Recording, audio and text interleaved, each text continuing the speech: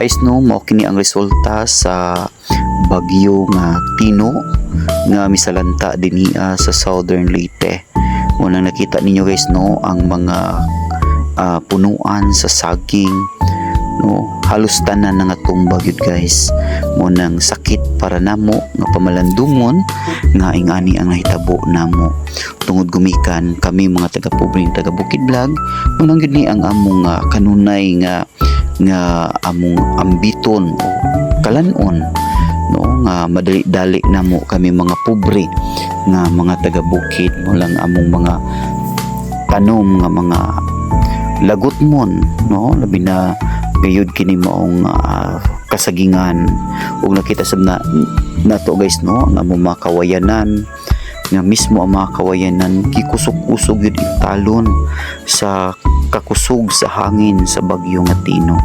Mo nang ayok guys no, inyong makita kining tanan nga unta tabangan mi ninyo sa pag-ampo guys no, nga makabangon mi labi na sa among mga pang-uma nga pang nginabuhian. Kay dili lalim guys no, tuod ang uban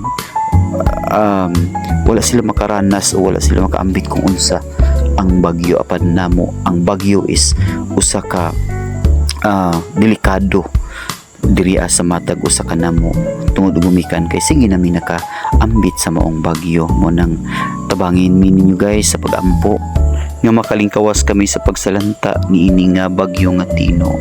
In behalf sa pobreng taga Bukid Vlog, kami mapasalamaton sa inyong pakanunay nga pagsubaybay o sa pagtanaw nining among hamubo nga live video karon.